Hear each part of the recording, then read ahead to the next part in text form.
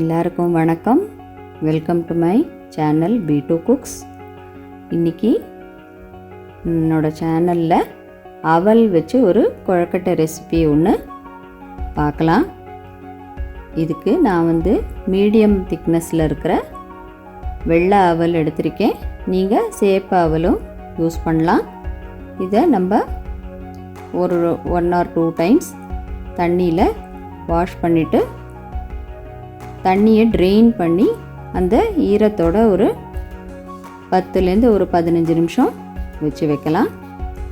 இதுக்கு தேவையான வெஜிடபிள்ஸ், ஒரு சின்ன வெங்காயம் ஒன்று நறுக்கியிருக்கேன், ஒரு பச்சை மிளகா, ரெட் கேப்சிகம், கொஞ்சம் கருவேப்பிலை எடுத்துட்டுருக்கேன். இதுக்கு ஒரு பேனில் 2 டேபிள் ஸ்பூன் எண்ணெய் விட்டு ஒரு அரை டீஸ்பூன் கடுகு போட்டிருக்கேன், ஒரு அரை டீஸ்பூன் கடலைப்பருப்பு, ஒரு அரை டீஸ்பூன் உளுத்தம்பருப்பு, ஒரு அரை டீஸ்பூன் ஜீரகம் சேர்த்து நல்லா வறுத்துக்கலாம். ஒரு அரை டீஸ்பூன் பெருங்காயம் சேர்த்துக்கிறேன்.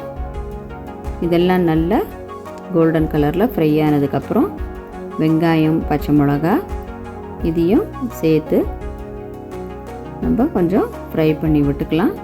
நான் கேப்சிகம் எடுத்துருக்கிறதுனால அதையும் வெங்காயத்தோடையே சேர்த்து ஃப்ரை பண்ணுறேன். நீங்கள் கேரட்டு, பச்சை பட்டாணி அந்த மாதிரி காயெல்லாம் கூட இதில் சேர்த்து பண்ணலாம். அவங்க இஷ்டம்தான் அது. கொஞ்சம் கருவேப்பிலையும் சேர்த்துக்கிறேன். எல்லாமா கொஞ்சம் நேரம் நல்லா வதங்கட்டும். காயெல்லாம் கொஞ்சம் நல்லா வதங்கி வந்ததுக்கப்புறம் இதுக்கு தேவையான உப்பு, இந்த வெஜிடபிள்ஸ்க்கு மட்டும் தேவையான உப்பை இப்போது ஆட் பண்ணி வதக்கிக்கிறேன். நல்ல ஃப்ரெஷ்ஷு கொத்தமல்லியும் இதில் சேர்த்து ஆஃப் பண்ணிடலாம். இப்போது இந்த வதக்கி வச்சுருக்கிற வெஜிடபிள்ஸை நம்ம ஊற வச்சுருக்கிற அவலோட சேர்த்துக்கலாம். இதுக்கு இப்போ அவலுக்கு தேவையான உப்பு சேர்த்துக்கலாம். நம்ம அதையும் சேர்த்துட்டு ஒரு 1லேருந்து 2 டேபிள் ஸ்பூன் துருவின ஃப்ரெஷ்ஷு தேங்காய் சேர்த்துக்கிறேன். இது எல்லாத்தையும் நல்லா கையால் நல்லா அழுத்தி மிக்ஸ் பண்ணி விடலாம். அவல் ஊறி இருக்கிறதுனால இதில் மசிஞ்சு வந்துடும். அப்புறம் நம்ம கொழக்கட்டை பண்ணுறதுக்கு இந்த மாதிரி பண்ணி நம்ம ஸ்டீமரில் வச்சுக்கிறேன். இந்த மாதிரி ஷேப்போ இல்லை உங்களுக்கு எந்த ஷேப்பில் கொழக்கட்டை பண்ணணுமோ அந்த மாதிரி பண்ணி ஸ்டீமரில் வைக்கிறேன்.